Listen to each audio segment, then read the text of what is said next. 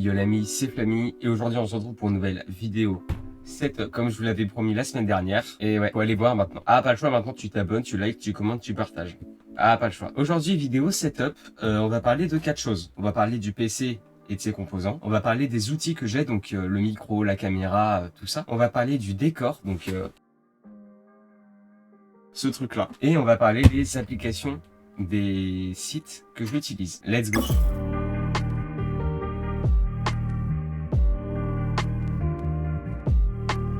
On va commencer par les outils. Vous vous doutez bien que ce qui vous intéresse le plus, c'est le PC. Bah du coup, c'est ce que je vais faire en dernier. Ah oui, ah bah.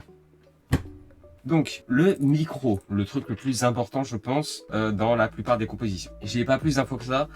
C'est juste Avermedia qui l'a créé, et comme c'est pas du tout leur genre de faire des micros, je crois qu'ils en ont à peine 3. Genre Avermedia font des caméras surtout, et aussi des boîtiers qui vont te permettre d'enregistrer par exemple ta Switch sur ton écran. J'ai jamais réussi à le faire marcher, je vais essayer. Mais à part ça, ils font très peu de micros, donc si jamais vous cherchez Avermedia micro, vous en trouverez pas beaucoup. Donc normalement vous trouverez celui que j'ai, qui est actuellement illustré sur votre écran. Si j'ai pas la flemme de faire du montage. Ah, on sait pas, on n'est pas encore rendu à cette phase-là, on sait pas. Le deuxième truc, c'est ma caméra. Donc caméra qui permet de filmer. Je suis actuellement en train de la regarder. Ce n'est pas vous que je regarde, c'est la caméra. Et je regarde dans le blanc des yeux là. Je vais gagner ce concours. Elle va cligner des yeux avant moi, je le jure. En tout cas, cette caméra, elle est chez Logitech. C'est une Streamcam, si je me souviens bien. Attention, petite nuance, parce que je me suis fait baiser là-dessus. C'est une caméra qui a un fil USB 3.0. Donc c'est pas une USB normale, dans le sens où c'est pas exactement pareil que sur ce genre de clé USB. C'est pas le même embout, si tu veux. Les lights, bon bah, Elgato, évidemment. Je vais peut-être vous chercher la boîte, parce que je l'ai. Alors, qu'est-ce qu'on nous dit sur cette boîte? Déjà qu'elle est très grande. Ou alors je suis très petit. À voir. À méditer peut-être. Qu'on peut avoir sur Google Play. J'étais pas sûr. Ok. Maximum 2800 lumens ajustable. Donc beaucoup. La gamme de couleurs, ça va de 2900 à 7000K. Énorme. Ça marche en Wi-Fi par contre. Ça veut dire que tu dois la connecter à ton Wi-Fi. Et tu pourras, avec une application, c'est quoi? C'est Elgato Center Control, quelque chose comme ça. Avec cette application-là, tu pourras gérer la luminosité, l'intensité d'éclairage, des trucs comme ça. Luminosité intense, température de couleur polyvalente et 160 LED avec surface en verre opale pour une diffusion sans reflet. J'ai rien compris. J'avais juste envie de la faire tomber, je vais être honnête.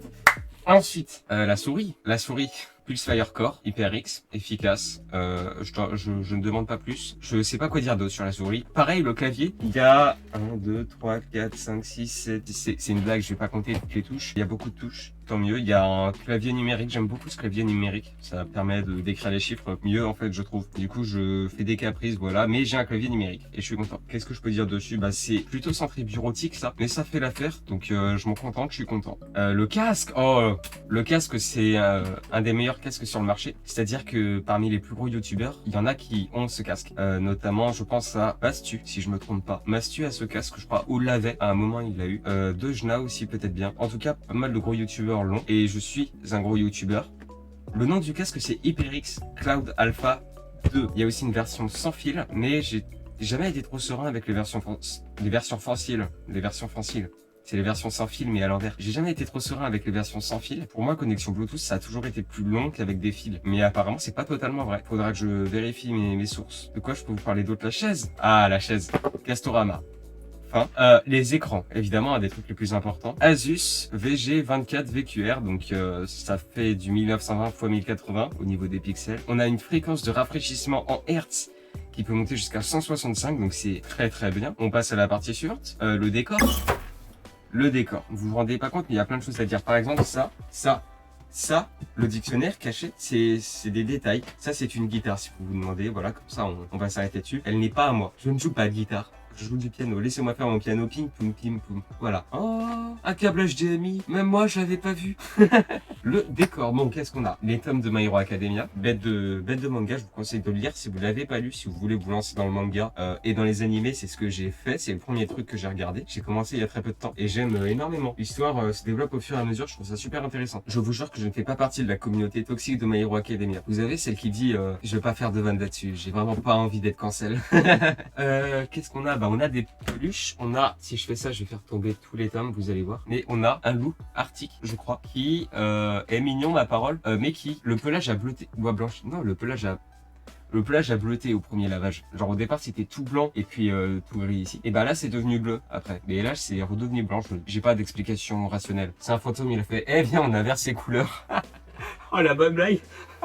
Oh comment on va le frustrer. Et puis 2 jours après ils se rendent compte que je m'en fous et du coup ils remettent la couleur. Ça c'est Tails. Ça c'est Tails aussi. Qui a été recousu il y a pas longtemps d'ailleurs. C'est vraiment. Je crois qu'il attendait d'être recousu depuis presque 3 ans. Il a été recousu il y a pas longtemps. Donc on représente toutes les daronnes qui savent coudre. Personnellement je suis capable de me tuer avec une aiguille si tu me la donnes pas correctement. Ça c'est Simba. Je l'ai gagné dans une fête foraine parce que je suis un pigeon.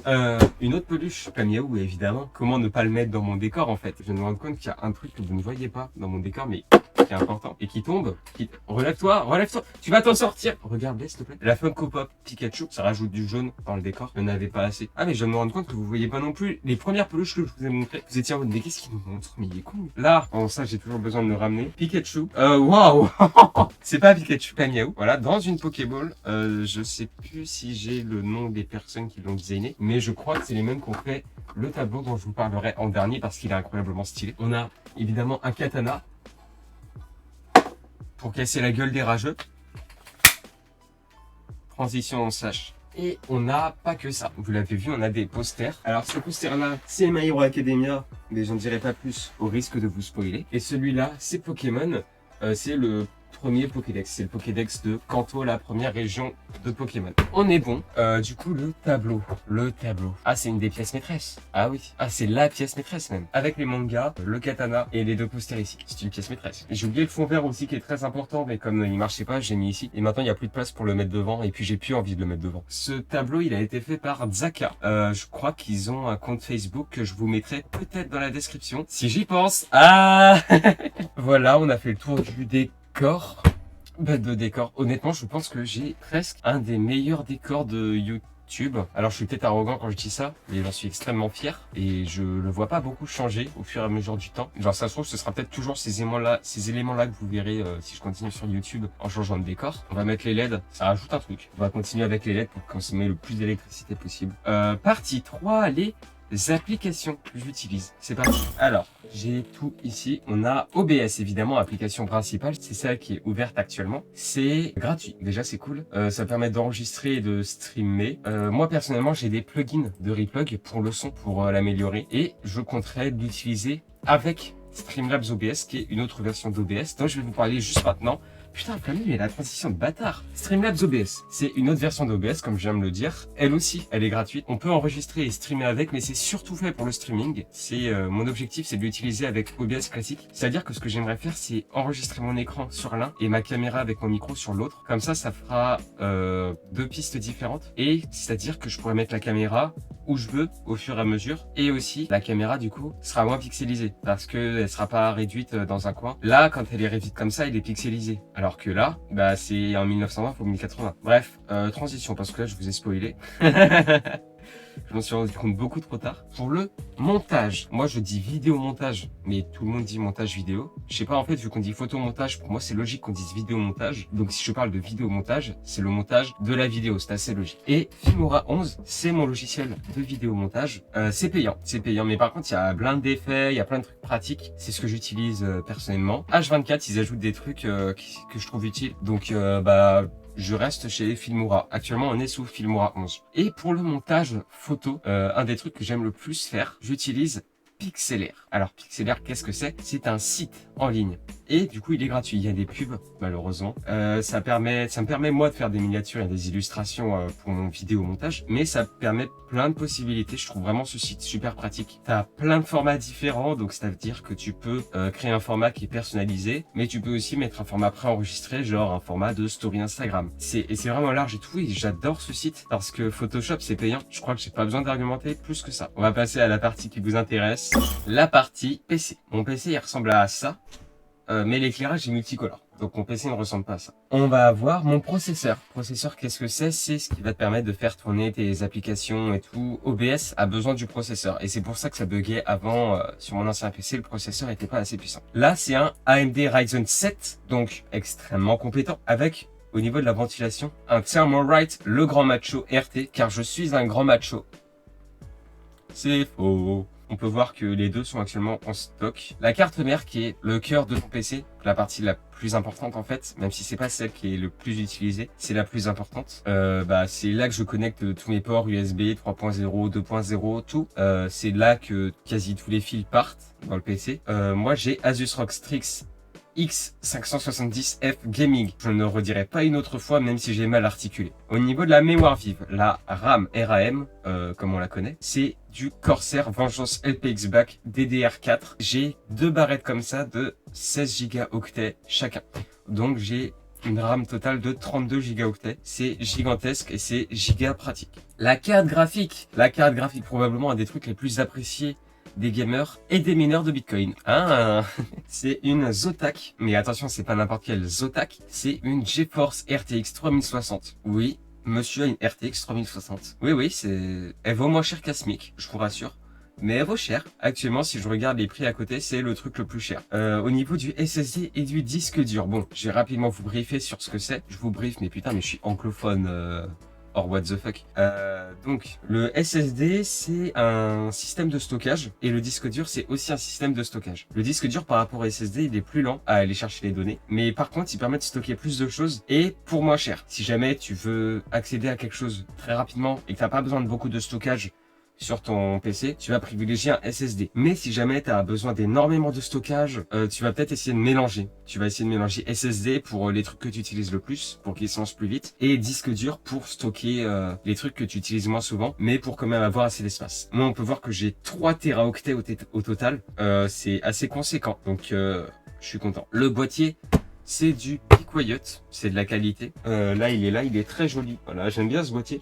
Par contre, il est gigantesque. Voilà, vous fiez pas à ça, hein, ça fait pas cette taille-là. Ça fait la taille de mon genou. En partant du pied, je ne vous montrerai pas mon pied, mais je suis pas si petit que ça. Au niveau de l'alimentation, alors au départ, j'étais parti sur un truc comme ça, voilà, 500, mais finalement, j'ai pris 850. J'avais besoin de beaucoup plus en fait que ce que je pensais. J'ai plus le nom, mais au pire, c'est pas trop grave. Vous savez qu'il faut 850. Privilégier les alimentations fanless, donc elles ont pas de ventilation. En fait, la ventilation elle est passive, mais du coup c'est ultra silencieux. Bon, et puis on peut voir que j'ai pris la prestation de montage pour ne pas le monter moi-même et pour ne pas avoir à installer Windows 10. Je trouvais ça beaucoup plus facile. Et le ventilateur de boîtier, j'ai pris du couleur Masterfan MF100. Ah mais ils disent 3 fois Masterfan, regardez. Masterfan, MF, qui sont les initiales, comme par hasard, de Masterfan. Et après, c'est 120 Halo ARGB triple pack, noir. Et on peut respirer aussi. Oh, j'ai le droit de vivre un peu. On va passer à autre chose que je trouve intéressant, c'est du coup le récapitulatif. On peut voir que sans l'alimentation, c'est aux alentours de 1986. Je suis pas super fier d'avoir dépensé autant d'argent pour un PC, mais par contre ça va me permettre de faire des dingueries à partir de maintenant. Et donc, transition vers l'outil, parce que oui, la vidéo, elle est finie mon gars. Donc maintenant que t'as regardé, tu t'abonnes, tu likes, tu commentes, tu partages. Et sinon, je vais arrêter de parler aussi haut parce que sinon je vais casser le taux de décibels. Ouais. Mais par contre, voilà, j'ai un setup de bâtard, que ce soit sur le décor, sur les outils. J'ai tout ce qu'il me faut. Et donc, je crois que je suis content. Comme l'a dit Spider Z, un artiste que j'aime beaucoup ce qu'il propose. J'ai rien d'autre à dire. C'était Flammy. Je vais faire une outro sobre. Ciao.